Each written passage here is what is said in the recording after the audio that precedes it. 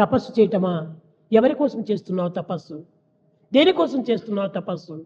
నీ అభిష్టముల కోసం చేస్తున్నావా తపస్సు, లేక భగవంతుని అభిష్టం కోసం చేస్తున్నావా తపస్సు? Penance, what for? For whom are you doing? Is it to get your desires fulfilled or to please God? కానీ భగవంతుని అభిష్టం ఏమిటో నీవు గుర్తించినప్పుడే నేను తపస్సు చేసినందుకు ఒక సార్థకం అవుతుంది.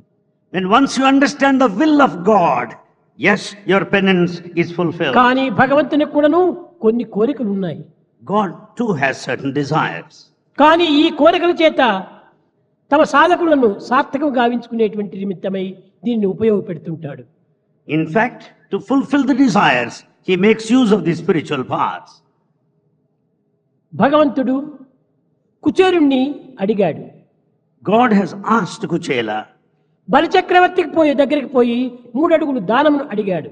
In fact, he asked even the Emperor Bali for 3 footsteps. Sabari దగ్గరికి పోయి ఆకలి ఆకలి ఏదైనా పెట్టమని ఆశించాడు. He approached Shabari saying that he is hungry, wanted to be fed. కానీ ఆమె ఏం వజ్రాలు ఇచ్చిందా, లేక ధనమునిచ్చిందా, ఇంకే విధమైనటువంటి ఫలమునిచ్చిందా? కాదు కాదు. ఆమెకు చిక్కినటువంటి యొక్క ఏ రేగి పండ్లలోనో 2 పండ్లు మాత్రమే కృష్ణుడికి రామునికి అందించింది. Has she given any diamonds or valuables or gold? After all, she could procure few forest berries there and offered him. గోపికల దగ్గరికి వెళ్ళాడు కృష్ణుడు. Krishna went to Gopika. ఆకలి ఆకలి అన్నాడు. He said, I am hungry.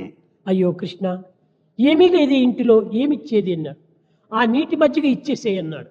He said, they said, oh water butter Krishna, milk. we don't have anything after all. We have got diluted buttermilk. Water butter milk Water buttermilk. అది ఒక కప్పులో పోసి ఇచ్చేసింది. తాగాడు, ఆనందించాడు. They offered that water buttermilk in a cup. అడవుల్లో కన్న కష్టాలు పడి బాధలను సహించుకోలేక, అన్నపాదాలను సహించలేక, ఆకులలో మేసి బ్రతుకుతున్నటువంటి ద్రౌపది దగ్గరికి వెళ్ళి ఆకలి ఆకలి అన్నాడు కృష్ణుడు. Krishna went to Draupadi, who was suffering, who was miserable, passing through all kinds of calamities, saying that he is Krishna, hungry. నేను హస్తినాపురంలో ఉన్నాను అనుకున్నావా? అరణ్యంలో ఉంటున్నాను, నేను నీ ఆకలికి ఏమని తెచ్చిచ్చేది అని అన్నాడు. She said, am I in a palace? I'm spending the time in the forest. What is there left here to be ఏదైనా offered? ఉండని, నీవు తినేదే నాకు అందించమన్నాడు. Let there be anything. Whatever you eat, you offer me, he said. ఆమె దగ్గర ఏది కూడాను లేదు.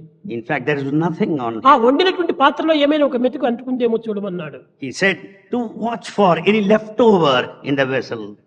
ఆ కించిత్ ఒక ఆకు పాత్ర అంటుంటున్నది. There's a small part of the leaf ఆకు left there. తీసింది, భగవత్ అర్పితమనింది. And she offered that leaf to God.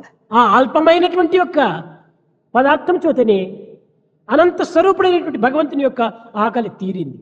That small offering has appeased the hunger of infinite God. బ్రహ్మాండమంతయు బొజ్జలోనున్నట్టి బచ్చె భోజ్యము నీకు పెట్టతగునా. When the whole of the universe is in your stomach, is it appropriate to offer the food and delicious items to you, God? సర్వజలములయందు సంచరించడి నీకు స్నానంబు చేయింప సాధ్యమగునా.